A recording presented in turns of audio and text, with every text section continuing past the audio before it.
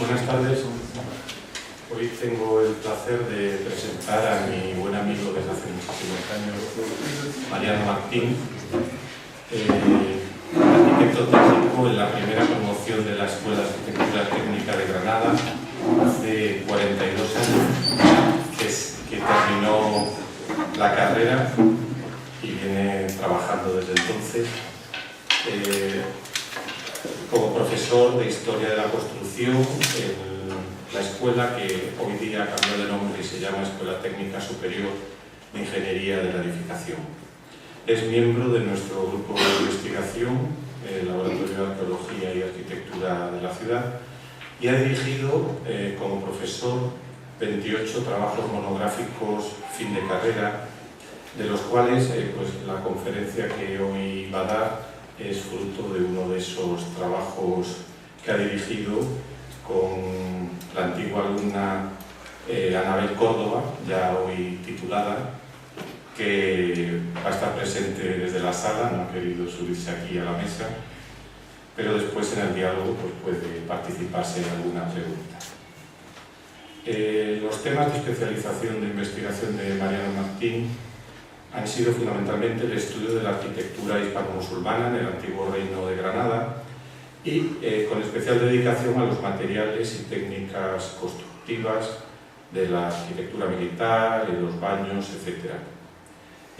También ha cursado el máster en Arquitectura y Patrimonio Histórico de la Universidad de Sevilla y el máster en Historia del Arte, Conocimiento y Tutela del Patrimonio Histórico de la Universidad de Granada.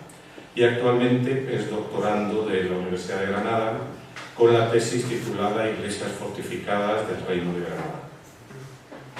Es miembro de diversas sociedades de investigación como el Centro de Estudios Históricos de Granada y su Reino, la Sociedad Española de Historia de la Construcción, la Asociación Española de Amigos de los Castillos y el Centro de Estudios Pedro Suárez de Guadix. También fue presidente del Colegio Oficial de Aparejadores y Arquitectos Técnicos de Granada en el periodo 1997-2001 y desde hace varios años es vicepresidente del Centro UNESCO de Andalucía. Entre sus diversos libros se pueden destacar dos: el dedicado al castillo de Castelldeferro y sus torres almenaras del año 1984, y el importante libro Inventario de Arquitectura Militar de la provincia de Granada de los siglos VIII al XVIII, publicado en 1999. Es autor también de más de 60 artículos y comunicaciones en congresos y miembro del comité científico de las revistas comarcales Almansura, de la zona del Valle de la Almanzora, y Péndulo, de la comarca de Paz. Bueno, pues cuando quieras, Mariano. Buenas tardes. Gracias, Antonio, por la presentación. Tengo que agradecer la oportunidad que la Escuela de Estudios Árabes y el grupo de investigación del LAC me da de llevar en este foro ya de amigos por tantos años como llevamos. Y a Julio Navarro, lógicamente, por hacerme partícipe en la coordinación del 8º seminario de los jueces mínimos en el que estamos. Bien, como bien decía Antonio Orihuela, charla que voy a dar, no quiero llamarlo ni el diálogo, el título, parte de un monográfico fin de carrera que dirigí en la escuela hace 2 años, en el que pues, una alumna vino a verme, Anabel Córdoba, diciéndome que quería que le dirigiera el trabajo en fin de carrera, y como siempre yo a los alumnos nunca le impongo un trabajo, siempre prefiero que lo elijan ellos, y me dijo que era de Montefrío y le dije, ¿por qué no estudiar la iglesia de la Encarnación de Montefrío? Que está relativamente poco estudiada, al menos técnicamente, ya que la tesis doctoral de Esperanza Guillén, de la profesora Esperanza Guillén, trató el tema de la iglesia del 18 en el Obispado de Granada ampliamente, en un aspecto documental e histórico y no en un aspecto técnico. De ahí sale interés por mi parte de la Iglesia del 18 en el Obispado de Granada, porque yo creo que no se da en ningún sitio de España el que la Real Academia de Bellas Artes de San Fernando, porque las notas que tenía las he dejado en el bolsillo, la Real Academia de San Fernando de Madrid tenga que hacerse cargo del control y de la obra de la diócesis de Granada. Entonces pertenecía a la diócesis de Granada también la Alpujarra almeriense y la costa de la Alpujarra almeriense, hasta toda la zona de... se me ha ido el nombre. Bien, entonces hay muchas iglesias también en la zona almeriense que corresponden a la misma circular o célula, la célula del 21 de octubre del 73 y circular del 25 de noviembre del 77, que obligaba al arzobispado y los del Reino de Granada a someter a la aprobación del Consejo de Castilla los proyectos de justificación de las obras de arquitectura, escultura y retablo para la iglesia de su diócesis. Y la circular a todos los caballeros, obispos y prelados que estaban obligados a consultar cualquier obra con la Academia de Bellas Artes de San Fernando. El director de la Academia en aquel momento era el famoso arquitecto Ventura Rodríguez, que junto con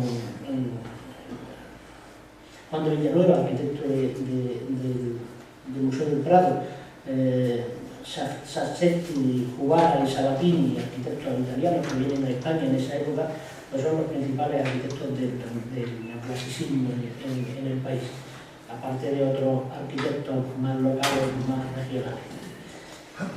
El Consejo de Castilla recibe el encargo de elaborar un informe sobre las condiciones en que se encontraban los templos de la diócesis de Almería y Granada y el de inspeccionar los proyectos para las nuevas construcciones.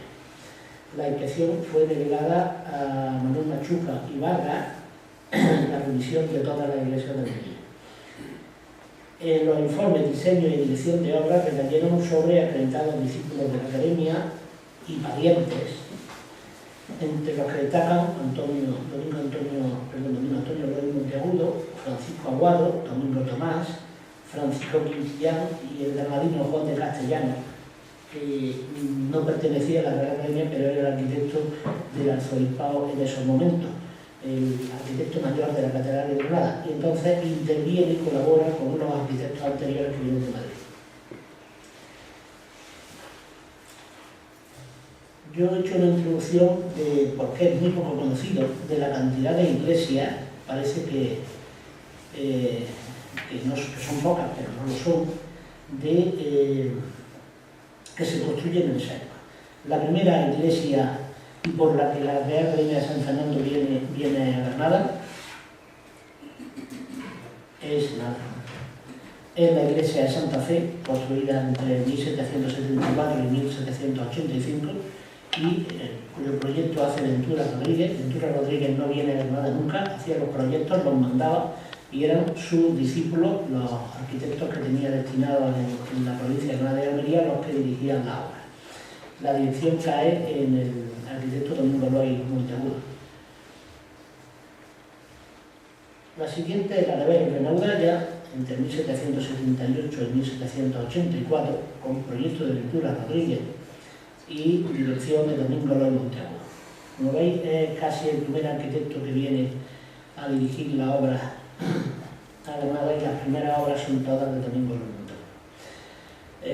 La ampliación de la iglesia de la Encarnación de Loja, el primer tramo, este tramo es del siglo XVI, el segundo, esta crujía es del siglo XVII, y la cabecera polilobulada en la torre es la ampliación que hace Ventura Rodríguez bajo la dirección de Domingo López Monteagudo. La iglesia de Garniejo, con proyecto de Ventura Rodríguez y dirección de Francisco Aguado. Como iréis viendo, prácticamente todas tienen plantas de cruz latina una, y hay muchas de plantas de cruz griega. La iglesia de Alcuta, en la Alpujarra, con Proyecto Ventura Rodríguez. Desconocemos quién fue quién llevó la dirección.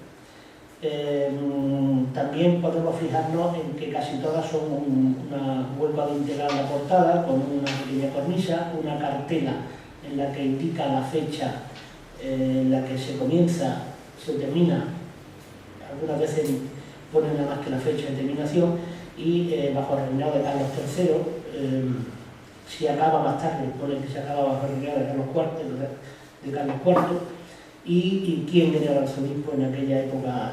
Y luego, normalmente suele tener una característica muy propia de este estilo neoclásico, unas ventanas semicirculares y el frontón encima. La torre, en la mayoría de los casos, está en la parte trasera de la iglesia. Hay algunos casos, como hemos visto en Velas de Naudalla, que está en la parte delantera sobre la puerta. Caja, proyecto de Ventura Rodríguez y Francisco Aguado, el director. Morbizar, proyecto de Domingo Monteagudo y Juan Castellano y Ventura Rodríguez. Ventura Rodríguez tenía siempre que ponerle el pelo a casi todo. En este caso en concreto, Domingo Loy, que ya vivía en Granada dirigiendo los proyectos anteriores, se hace muy amigo de Juan Castellano, el arquitecto del arzobispado, y hace un traslador del proyecto. Pero cuando lo mandan allí, Ventura Rodríguez tiene que ponerle las peros y tiene que agregarle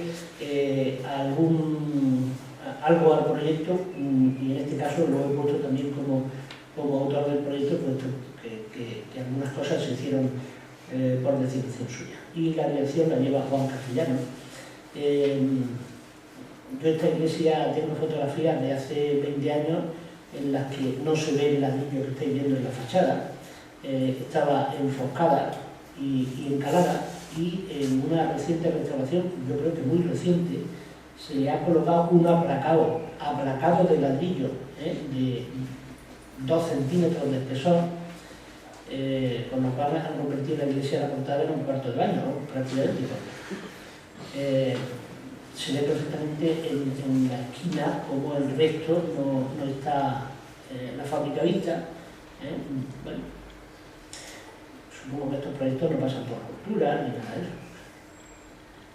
La iglesia de Picena, que es de las más sencillas, junto con la de Talará, que veremos ahora después, son de las más sencillas, y además un proyecto único que hace Ventura Rodríguez para las dos iglesias. La dirección la lleva Juan Castellano. La de Talará, como veis, también muy sencilla, no tiene ni siquiera ventana semicircular, como la gran mayoría de ellas. Son fábricas de ladrillo enfoscadas, aunque la gran mayor parte de ellas, las fábricas son vistas, quedan vistas. De Ventura Rodríguez también el proyecto, la iglesia de Montefrío, que estudiaremos después, y que aquí no interviene para nada Ventura Rodríguez. Dado que Domingo Monteagudo estaba viviendo en Granada, le encargan directamente el proyecto ese. Hablaremos después. Y la dirección la lleva Francisco Aguado, porque Domingo Monteagudo muere en 1785, o sea, cuando termina el proyecto se muere, y la iglesia empieza en 1786, con lo cual la dirección la lleva Francisco Aguado sin que viva ya Domingo Monteagudo. A la vía de la TAA en Almería, perdón, a la vía, ponemos el acento, pero bueno, es la vía. Esta se termina casi a mediados del 19, y el proyecto de Ventura Rodríguez se cambia en muchos aspectos. No os podéis localizar quién hizo esos cambios ni el proyecto definitivo, pero como veis, la traza general de la fachada corresponde a los proyectos anteriores de Ventura Rodríguez. La ventana semicircular, la cartela, en algunos aparece el escudo de Carlos III, en otros no. El Níbar, el proyecto de Domingo Monteagudo, en dirección de Juan Castellanos. Alamartes, este tiene planta de cruz griega y una cúpula visible desde el exterior. No se ve en la foto de la fachada, tiene que subir por la calle lateral que tiene pendiente y se aprecia perfectamente la cúpula. Lo mismo que Santa Fe, también tiene cúpula vista por el exterior. Montillana, también una iglesia sencilla de planta de cruz latina, el proyecto de Domingo Tomás y la dirección de Antonio Jordán. Salar, un proyecto de Francisco Aguado y dirección de Domingo Tomás. Interiormente, aparte de la cúpula central, las otras cúpulas son todas de cañón. La Garnatilla, una pedanía de Motril, con proyecto de Domingo Tomás, que hoy es muy pequeña, pero bueno, es la misma estructura y entra dentro de los proyectos que tiene que supervisar la Real Academia de Bellas Artes de San Fernando.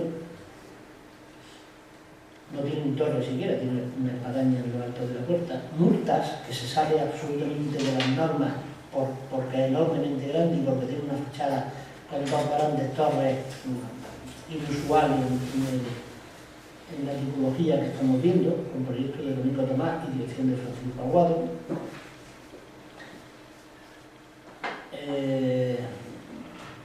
Está sacado. Pero aquí tenéis la fachada antigua de Molvízar antes de aplacarla de ladrillo. Oanes, en la provincia de Almería, otra gran iglesia de planta de cruz latina, que si bien el interior puede ser excesivamente grande para la tipología, la fachada, como veis, tiene torre sobre la puerta y guarda similitud con los demás. El proyecto de esta es de Manuel Martín Rodríguez y la dirección de Juan Castellano. Chauchina, que posiblemente sea la última iglesia que se construye allá, empezado en el siglo XIX, se empieza en 1806, se acaba porque se paraliza con la entrada de los franceses en Granada y se termina en 1812, aunque ha habido muchas transformaciones posteriores, la última de 1982 de Francisco Olores Puerto. Y una ermita en Oanes, la ermita de Tices, que es proyecto de Juan Pulchol, y una ermita enormemente grande en mitad del campo. Hoy día hay una carretera que une Oanes con Abla, en la autovía de Almería, pero antes era un camino sin asfaltar, y en mitad del monte, a 10 kilómetros de Oanes, se construye esta ermita, porque el obispo de Almería tuvo una visita pastoral, se puso enfermo y en honor a que se curó allí unos años, pues construyó la ermita. Bien, y una vez que hemos dado un repaso a la gran cantidad de iglesias, bueno, podemos hablar perfectamente, porque no tengo fotos, porque es muy difícil, del convento de las Comendadoras de Santiago, en Granada, que es la única obra que se hace en Granada capital por el equipo de la Real Academia y que es obra de Sabatini, del arquitecto de la Puerta de Alcalá en Madrid. Sin embargo, pues está escondida, poco conocido, y dirección de Francisco. Arenas del Rey es otro pueblo que también se hace, pero la iglesia no existe porque se derrumbó en el terremoto de 1884, por el cual no podemos hablar. Y luego hay una ampliación de dos iglesias de Jata y de Los Sierra, que son dos proyectos, uno de Domingo Tomás y el de Los Sierra de Domingo Montano. Todo eso se hace prácticamente en el último cuarto del siglo XVIII, algunos en los primeros años del siglo XIX. Pero sin embargo, esa escuela subsiste durante todo el siglo XIX en muchísimas iglesias, sobre todo de la provincia de Almería, que aunque las obras son obras de ladrillo, pero siguen una técnica parecida a la que acabamos de ver en las demás iglesias. Entre otros arquitectos del siglo XIX que trabajan en esas iglesias, pues tenemos a José Contreras, por ejemplo, en la iglesia de Dalías. Bien, y como nos vamos a centrar en la iglesia, en la única iglesia que sale de la normativa de tipología, de planta, de cruz griega, cruz latina, y que es una iglesia circular, como habéis visto en la foto, además todo el mundo me dice, la iglesia no te ofrece, ¿esa es redonda? Pues sí, la redonda, pero no es la primera iglesia. Ahí tenéis una foto de conjunto en la que la iglesia de la Encarnación, que vamos a ver, es esta, pero está el convento iglesia de San Antonio aquí y la iglesia de Vigo de Siloé, que ya estudió en su libro de la iglesia de las 7 villas José Manuel de Moreno, y que era la primitiva de la iglesia, puesto que la población está en el castillo y la población originalmente se establecía en la ladera interior del castillo. Entonces, Vigo de Siloé construye la iglesia en el interior del castillo. Cuando el pueblo se baja al llano, pues los vecinos empiezan a protestar desde el siglo XVII a que tenían que subir todo un cuestarrón enorme para ir a los oficios eucarísticos a la iglesia, y entonces empiezan a demandar una iglesia, se construye una iglesia en el llano. Se tarda en decidir por muchos motivos, y no es hasta final de casi el cuarto del XVIII cuando Domingo Lois construye o hace el proyecto de la iglesia que luego construye Francisco Abad. Del XVII es el convento de San Antonio, que tras la clausuración se convirtió en propiedad privada, y hoy únicamente la iglesia es parroquia, pero ya no tiene nada que ver con el convento antiguo que hay detrás. Como veis, es un pueblo que vale la pena visitarlo. Ahí tenéis la relación de la iglesia de la Encarnación con la iglesia de la villa, que le llaman, la iglesia de la ciudad, del pueblo, y lógicamente la gente que vivía al pie del monte pues tenía que subir arriba a los oficios. Bien, se dice de la iglesia de la Encarnación que Domingo Lois proyectó el templo inspirándose en el Panteón romano. La verdad es que la apariencia no es. Lo que pasa es que yo dudo, por supuesto que tuvo influencia en el proyecto del Panteón de Roma, pero yo creo que no fue la única. Es una rotonda, veis que es un muro cilíndrico que sostiene una cúpula hemisférica y una torre trasera, donde está a ambos lados de la torre tenemos la sacristía y al otro lado unos servicios parroquiales, y luego una portada que cumple la normativa con el escudo Carlos III, el frontón, que es difícil ya de encajar en esa tipología circular, el frontón es difícil de encajar. Pero ahí tenéis el estudio que en 1985 publicó Luis Cervera Vera, midiéndose con cinta, lógicamente, porque en aquella época no había aparatos tomográficos como para hacer mediciones mucho más exactas, y publicó un libro sobre Domingo Lois Monteagudo, el único libro que he publicado sobre él. Era un arquitecto gallego que muere de nada, repito, en el 85, que está enterrado en San Justo y Pastor, aunque yo hemos intentado buscar la tumba en San Justo y Pastor y allí no aparece por ningún sitio, y por supuesto el párroco no tiene ni idea de quién es el Domingo Lois Monteagudo, ni siquiera en donde está la tumba, ¿verdad? Pero según los documentos que publica Esperanza Guillén, está enterrado en San Justo.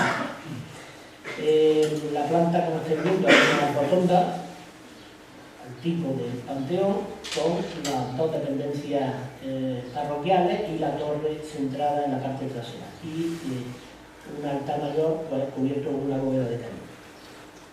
Interesantísimo los dos elementos laterales de la entrada. Este es el baptisterio, que hoy día es el archivo parroquial, y las escaleras que suben al coro que está encima del teatro, este pequeño atrio que hay a la entrada.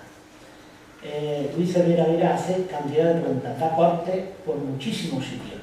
En la sección que hemos traído veis perfectamente que no solamente dibuja toda la sillería, porque habría que empezar diciendo que la obra es completamente de sillería, aquí no hay nada absolutamente de ladrillo, y dentro del grupo de iglesias que hemos visto, Vélez de Eulalia es de sillería, Santa Fe Loja es de sillería, pero todas las demás tienen sillería, ladrillos, fábrica de terrazas y verdugadas de ladrillo con cajones de mampostería, o sea, mayormente ese tipo. Pero sillería solamente en Vélez de Eulalia y esta es la que mantiene. fijar toda la cantidad de secciones en planta que da Luis Cervera, y que lógicamente no hemos representado aquí porque era suficiente con el de la planta. Tiene una capilla, 4 capillas laterales, más 2 balconadas, que veréis la fotografía después, con la puerta. No tiene la misma relación que el Panteón Romano en cuanto a la situación de las capillas, lógicamente son radiales con respecto al cuarto. Una sección transversal con la que se ve una entreplanta, dos balconcitos para que, supongo que serán los señores del pueblo, el caile, oiga los oficios desde ahí, porque la escalera que sube hasta ahí no lleva nada más que al balcón, no conduce a otro sitio, y el altar mayor. Veis perfectamente que ha conocido, y ahora os pondré una sección del Panteón Romano que se parece una barbaridad, observando lógicamente la distancia de materiales y de dimensiones. Y la portada, con el frontón, el escudo de Carlos III, etc. Ahí tenéis la planta del Panteón Romano, en el que es otra rotonda, con 8 capillas radiales, 4 en las diagonales y 4 en los ejes. Los de los ejes son semicirculares, las de las diagonales son rectangulares. El pórtico que veis a la entrada se construyó prácticamente 2 siglos después del Panteón y, como su nombre indica, pues un templo de todos los dioses de época romana. Hoy día está convertido en iglesia cristiana y de ahí que se conserve tan bien. Y si veis la sección, pues es bastante parecida, salvando, vuelvo a repetir, las dimensiones y los materiales. Pero yo me he topado con San Francisco de Valde de Madrid,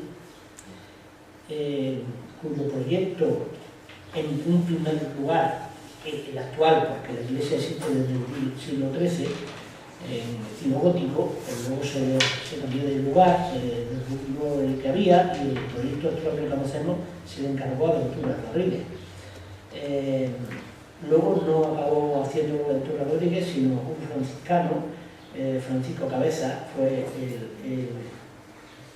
el autor, pero posiblemente empleara los propios planos de Ventura Rodríguez. Y yo creo que, de alguna manera, las trazas del proyecto de la encarnación de Montefrío tienen tanto que ver con el Panteón Romano, en el cual Roma estuvo viviendo bastantes años. Domingo Loy Montagudo, antes todos los arquitectos iban a Roma a hacer las prácticas libremente, pues, y luego se incorpora a la Real de San Fernando. Tuvo que conocer perfectamente el proyecto porque se hace en 1761, con lo cual ya la iglesia estaba empezada a construir, aunque no finalizada. Pasa por muchos avatares. La Real Academia de Bellas Artes de San Fernando paraliza la obra, estoy hablando ahora de San Francisco de Valde, paraliza la obra porque dice que los muros que se han construido son muy débiles para sustentar la enorme cúpula de 33 metros de diámetro que va a soportar encima.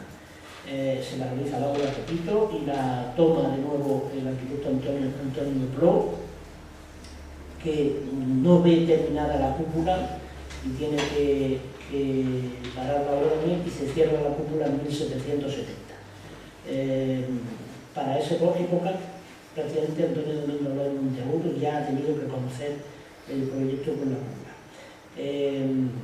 La iglesia se acaba en el 1784 y la inaugura Carlos III en esa fecha. Claro, es un proyecto del director de la academia y además con los conocimientos que tenemos en la planta, es otra rotonda con capillas laterales. Lo que pasa es que hoy día se decoró a modo barroco en el siglo XIX y no deja mucho debe de dictar mucho de cómo en el siglo XVIII se terminó la iglesia. Es una rotonda con capilla mayor al final, como estáis viendo, y 6 capillas laterales. Tiene linterna, cosa que no tiene la de Montefrío. Ahí tenéis la planta.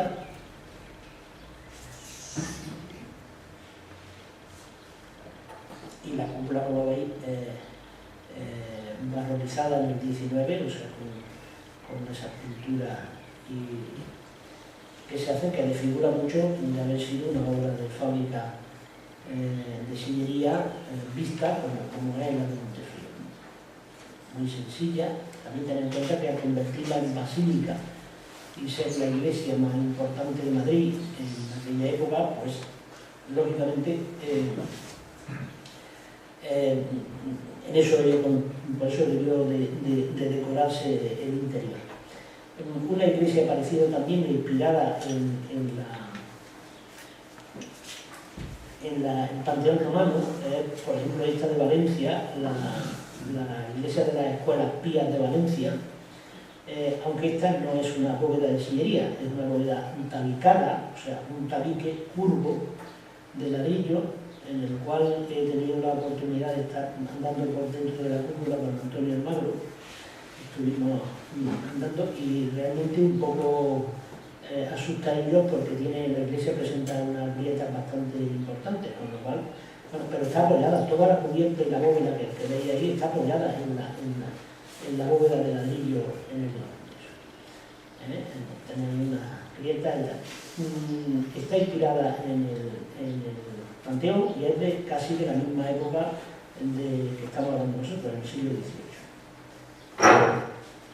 Tiene linterna también, pero lógicamente está enfoscada, está lucida porque lo que hay debajo son ladrillos. Este es el plano que levantó Anabel para su trabajo monográfico, en el que hay unas ligeras variaciones con el de Luis Cervera Vera, luego confirmada posteriormente por un levantamiento topográfico que hicimos, que había esa deficiencia. Bien, el tema es que a pesar de inspirarse en el proyecto del Panteón, no cumple exactamente la forma del Panteón. En el Panteón, la anchura de la bóveda, que es la bóveda más grande que se ha construido en Europa, con 43,43 metros de diámetro, es de hormigón romano, no es de fábrica de piedra. La altura del cilindro del muro sobre el que monta la cúpula es la misma que el radio de la circunferencia, con lo cual quiere decir que se podría escribir una esfera completamente en la cúpula que fuera tangente al suelo. Bien, nosotros quisimos hacer esa prueba porque Luis Cervera la había dibujado con la condición de que la esfera cerraba y era tangente al suelo. Con el levantamiento topográfico que nosotros hicimos hay 45 centímetros de diferencia. Que puede ser que en un principio se construya así o con menos diferencia. Se ha podido levantar el pavimento de la iglesia en algún momento en alguna intervención, cosa que hemos investigado pero no tenido noticia. Y luego, sobre todo, por la forma de la construcción, que ahora comentaremos después. El tema es que exactamente no corresponde a la esfera. Es algo menor, 45 centímetros menor, la parte del muro que el radio de la esfera.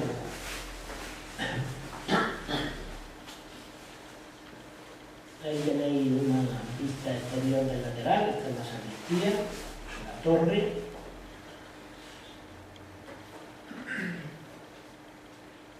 Los muros son absolutamente todos de sillería, ahora estáis viendo cómo se ejecutaba la sillería en aquella época, metiéndole esas piedrecitas planas entre sillar y sillar.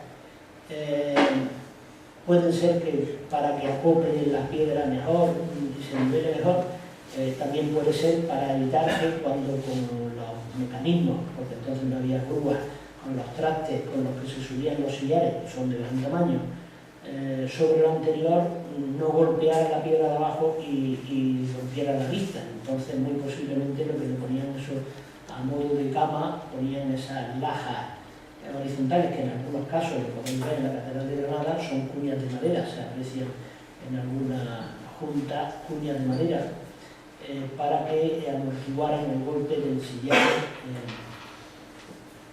al caer sobre el anterior.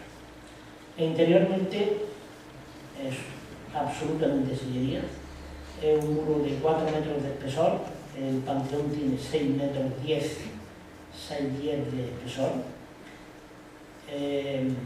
y presenta una cúpula de 28 metros de diámetro.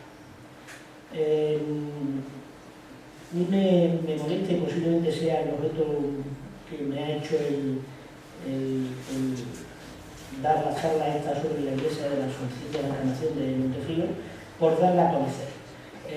Están orgullosísimos los madrileños de tener una iglesia, una basílica de San Francisco el Grande con 33 metros, que sería, por supuesto, la cúpula más grande de España, y dicen que la quinta de Europa. Por las cuentas que yo he sacado y lo que he podido buscar, posiblemente la quinta en piedra, pero otro tipo de fábrica no sería la quinta.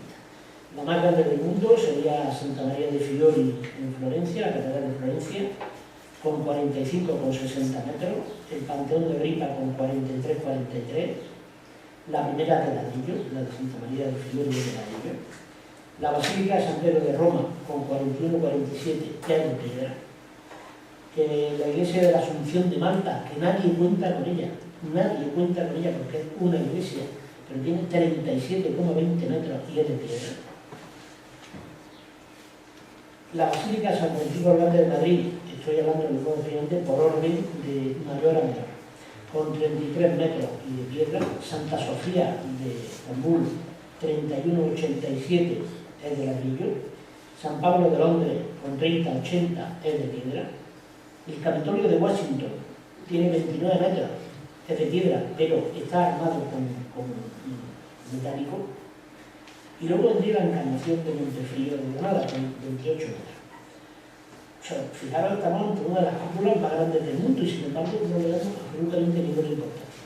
Por detrás de la Encarnación de Montefrío estaría la Mezquita de Süleymaniyye, Estambul, obra de Sinan, con 26,50, la Iglesia de las Escuelas Pies de Valencia, que acabamos de ver, con 24,50, los Inválidos de París con 24, el Panteón de París con 23, la Cúpula de la Roca con 21,37, o sea, bueno, son números que muy rápido no voy a acordar, pero simplemente para daros idea de la importancia que tiene una cúpula aquí. Si la de San Francisco el Grande es la más grande de España, lógicamente la de Montefrío es la segunda más grande de España. Y sin embargo, pues eso, cuando dice la gente, esa redonda, la iglesia redonda, pues no le damos importancia a lo que tenemos. Presenta, como estáis viendo, casi todas las iglesias de esta época de la escuela de San Fernando de Madrid presentan esta moldura, este filete a una cierta altura del muro, y luego, en este caso, la cornisa, la enorme cornisa, la balconada, que es impresionante el andar por aquí, porque además la bóveda sirve de reverberación y cuando habla suena y retumba en el interior de la iglesia. La voz, ahí tenéis la cornisa con una anchura impresionante, o sea, se puede andar perfectamente por ella, y una baranda que son de principios del 19, normalmente las barandas están construidas ya en la última época de la iglesia. Está claro que esta bóveda no tenía que hacerla con cimbra, entonces imaginaros la cimbra de madera, el cofrado de madera que hubo que hacer para hacer una bóveda de 28 metros. La de Florencia no se hizo con cimbra, el ladrillo no se hizo con cimbra. Pero tuvo que tener un problema y de ahí que aparezcan, ahora lo veremos, ahí tenéis la cúpula, lo más que hemos podido coger esta lectura. Ha tenido murales y cuando yo trabajaba en la empresa de la Floristela de los Felipaos, estuvimos arreglando la cubierta, muy posiblemente debido a esas manchas que encontráis ahí. Un detalle de la clave, eso es una polea para enganchar la lámpara, una que también de mancha negra. Está mucho peor terminada la sillería de la clave que la del resto, porque van quitando los sillares y se están utilizando restos de piedra, a lo mejor que han sobrado de otros, o sillares que han llevado rotos, o cualquier cosa de esa, y está algo peor terminada. Pero es curioso porque nos encontramos estos mechinales en varias hiladas, se ve en su juego de ahí, no sé. Estos mechinales. Entonces, lógicamente, los mechinales esos no pueden estar hechos para hacer la cimbra, para hacer el encofrado, porque entonces tenían que ser palos que salen del encofrado y que estorbarían a la hora de colocar los sillares. Entonces, pensando en qué podrían ser estos mechinales, no nos cabe la menor duda de que una vez quitado la cimbra, quitado el encofrado, al ajustarse las piedras, dejaron escalones entre ellas, pequeños resaltes, y hubo que quitarlos, hubo que alisar la superficie, de tal manera que hubo que montar andamios después, y de ahí posiblemente esos agujeros de mechinales que tenemos alrededor de la iglesia, para que los canteros fueran desbastando esos resaltes que quedaron al encajar las piedras unas sobre otras, que podían ser de 1 centímetro, 1,5 centímetros o algo así. De tal manera que en el dibujo de sección que nosotros presentamos antes, no sale completamente curva, sino que hace unas pequeñas ondulaciones, el resultado de haber desbastado algunas partes de la resalta. Ahí tenéis los mechinales, y que no tienen sentido, lógicamente, en una obra nueva en la que tú vas subiendo las piedras con garruchas desde el lateral de la iglesia y vas colocándolas por el exterior del encofrado. Luego, para eso no hace falta hacer mechinales en la piedra.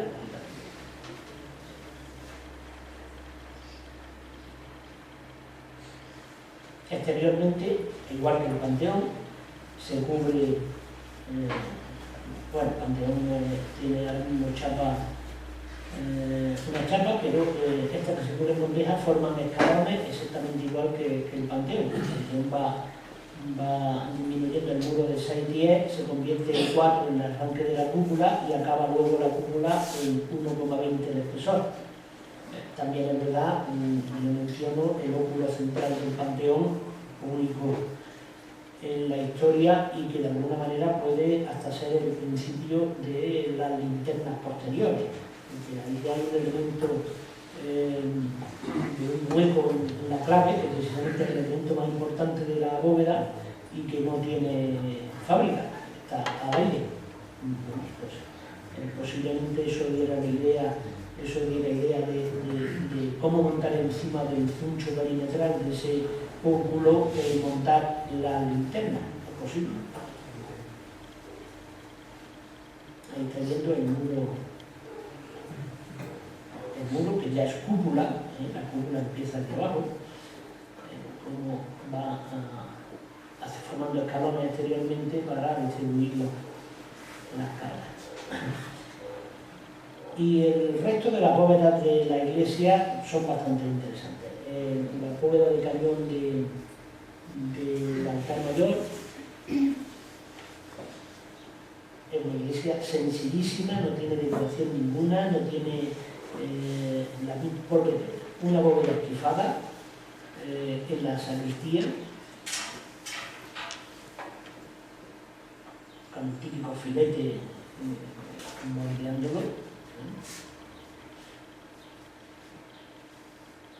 Esta es la cupulita pequeña que cubre el archivo parroquial de esas dos estancias, de esas dos habitaciones que os he dicho a los laterales de la puerta de acceso. La de la derecha corresponde al archivo parroquial, donde tiene el despacho del párroco, y que efectivamente se hizo para el baptisterio. Se cubre con esa cúpula, preciosa cúpula esférica,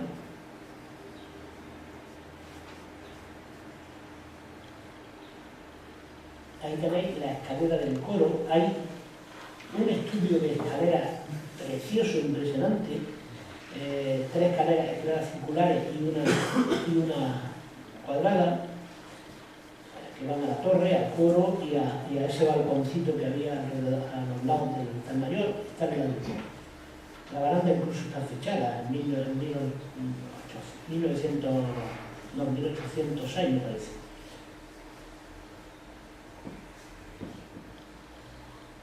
Esta es la escalera que sube a esos balconcitos y que es la única que tiene pivot.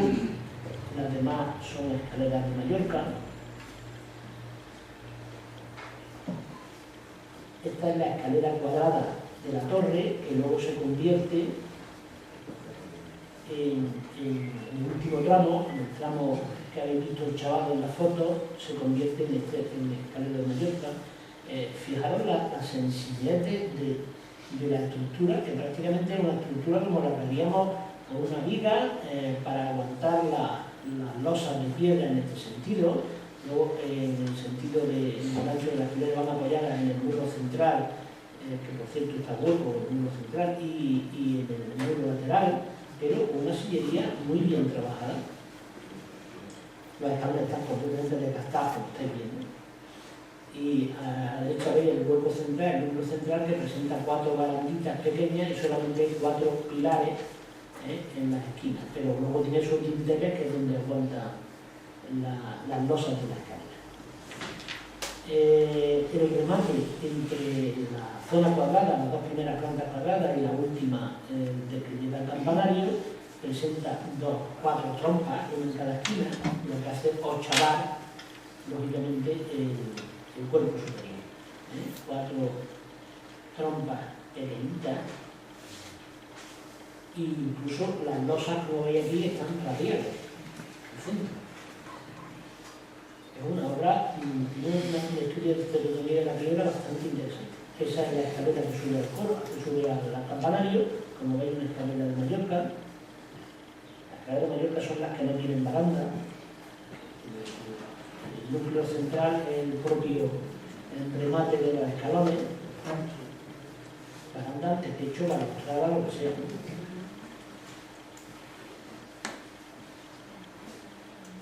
Ese es el remate final de la escalera al llegar al campanario.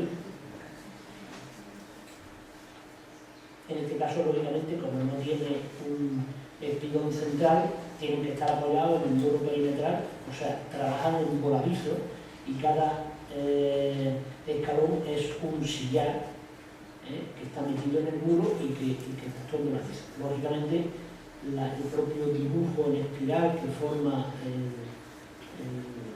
pasamanos, podríamos decir, va montando uno sobre otro, está haciendo también el pilar central, o sea, va quitando carga al voladizo.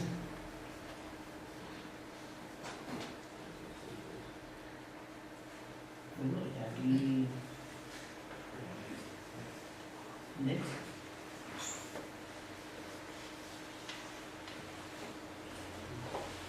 En esta me encuentro el botón.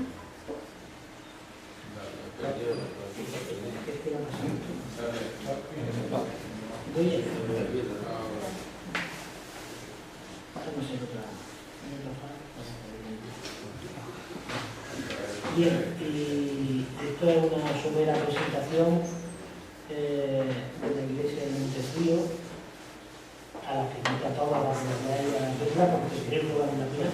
Además, con muy buen criterio, el párroco la suele dejar abierta todas las mañanas. La abre a las 10 de la mañana y la cierra a las 2 de la tarde, para que todos los turistas que vayan a Montefrío puedan entrar a ver la iglesia. Ya de camino vaya a visitar también la iglesia de Siloé, que la tenéis encima. Pero bueno, cuando nos encontramos la cantidad de problemas con algunos párrocos de alumnos que están haciendo trabajo fin de grado, fin de carrera, y que les piden certificados de la curia para dejarla entrar, no sé cuánto, a un párroco que deja la iglesia abierta para que todo el mundo la vea, la verdad es que se arma. Bueno, la verdad también es que no tiene decoración, no tiene nada y nadie se va a llevar un sillar de recuerdo de su casa. Muchas gracias.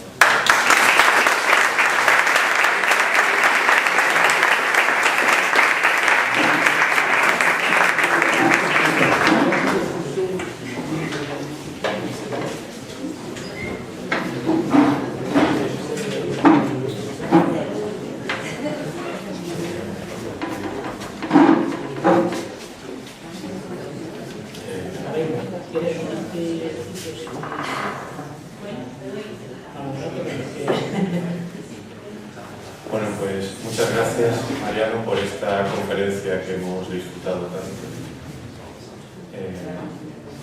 Con algunas obras de arquitectura se disfruta muchísimo.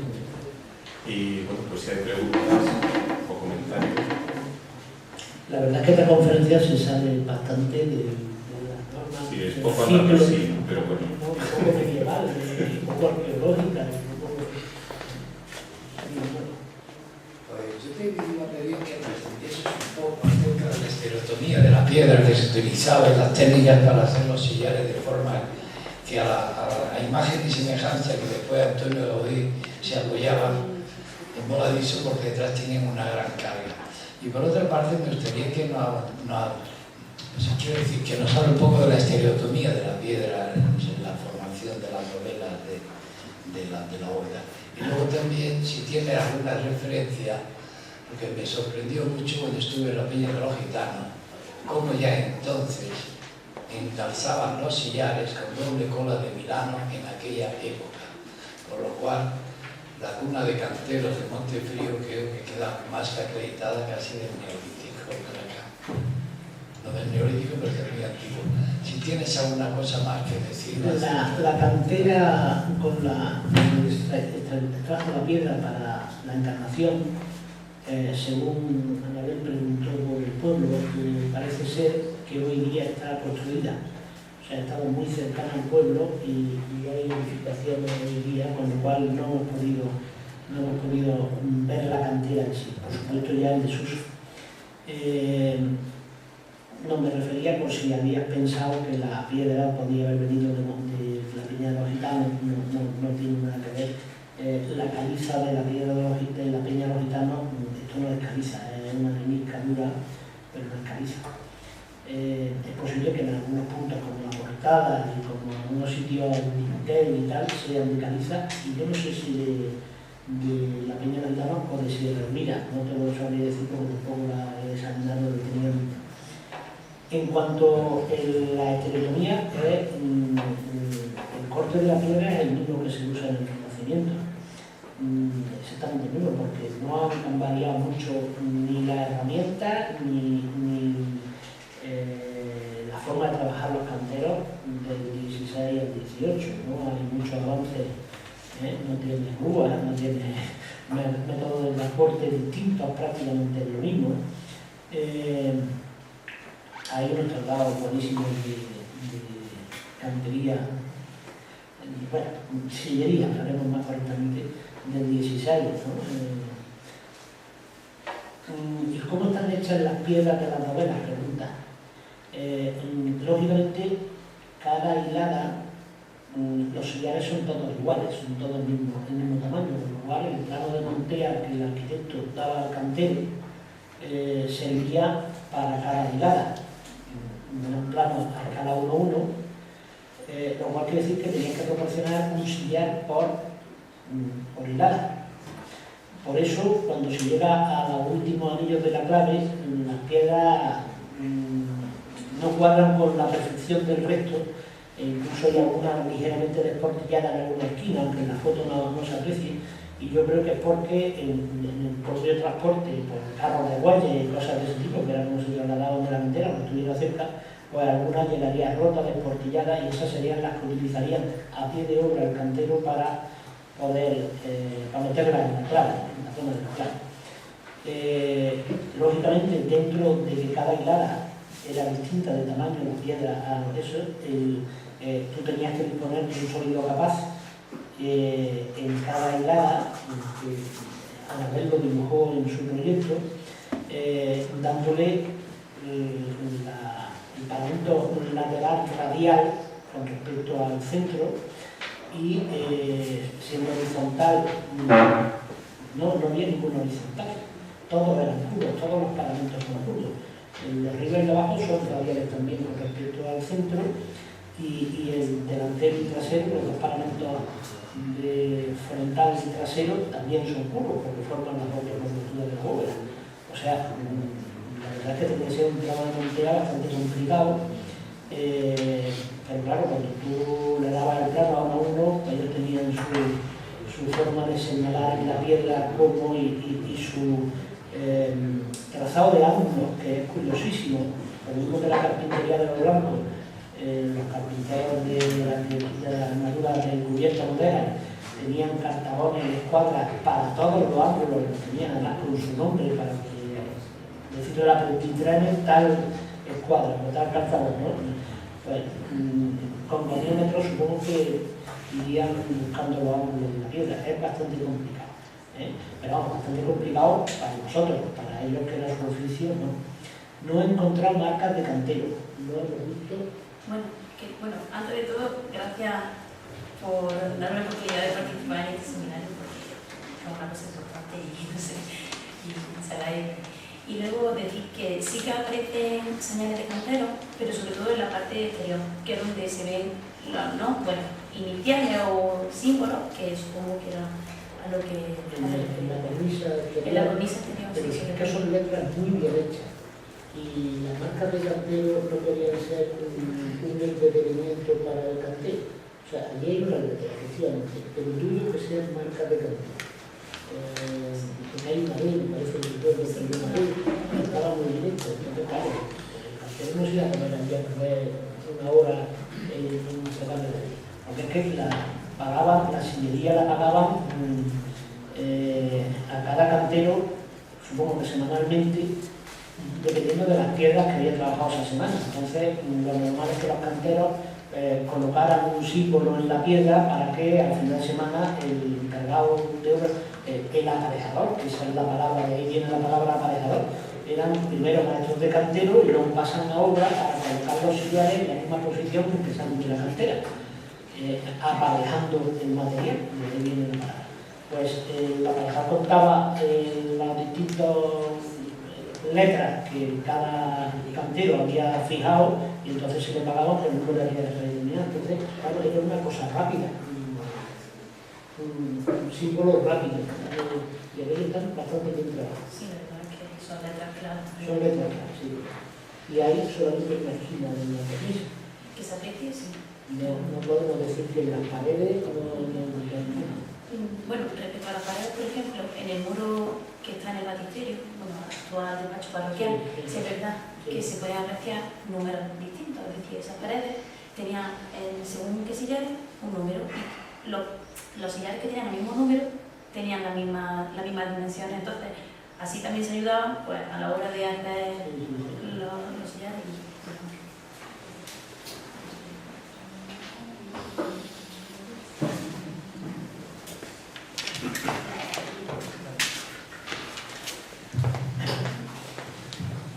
Bueno, enhorabuena Mariano, Gracias. ha sido una charla muy amena. A mí hay dos cosas que me gustaría manifestar.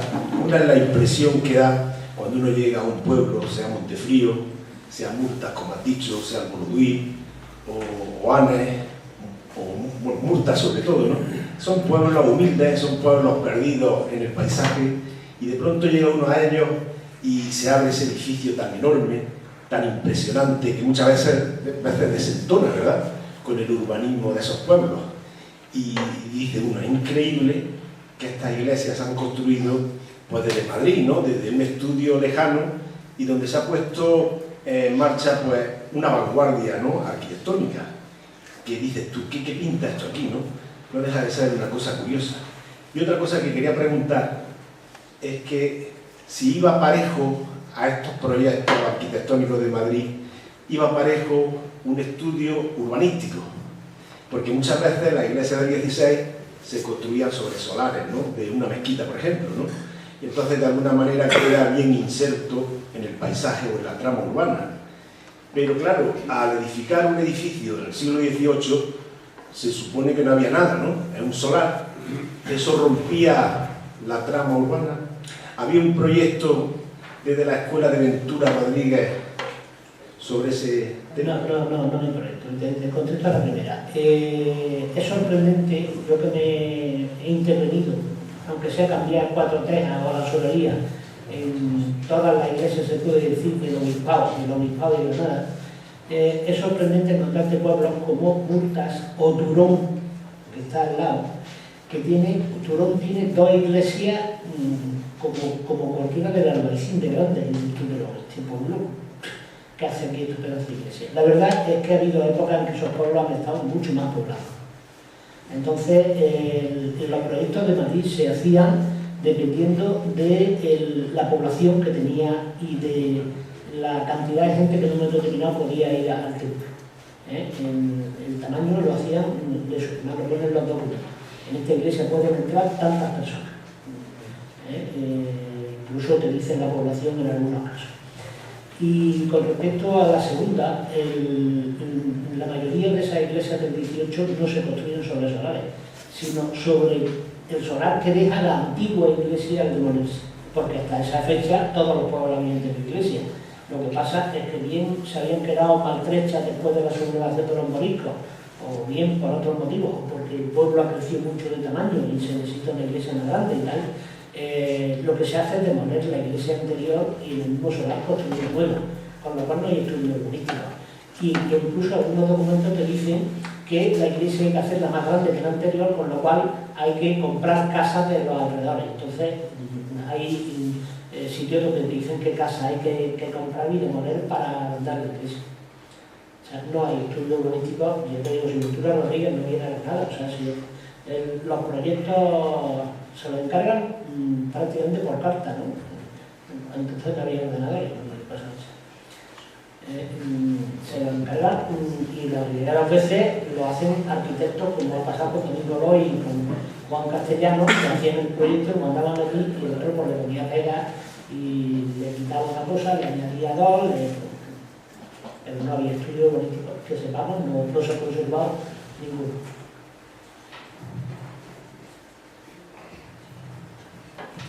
Yo voy a hacer una pregunta. ¿No habéis encontrado planos del proyecto en la Academia de San Fernando? En primer lugar, no hemos, a tanto no llegado a monográfico como para irse a la Academia de San Fernando. Si hubiera sido una tesis doctoral, lo hubiéramos hecho, pero la proyección de carrera de la escuela no era muy. Y en segundo lugar, no se conservan, según Esperanza Guillén, no se conservan ni en la Academia de San Fernando, ni hay algunos en las redes de la historia, me parece, o algo así, se conservan algunos planos. No hay de Domingo Loy, no hay, vamos, de Frío, completamente no. Y la verdad es que sería interesante el proyecto. Bueno, ¿alguna pregunta más?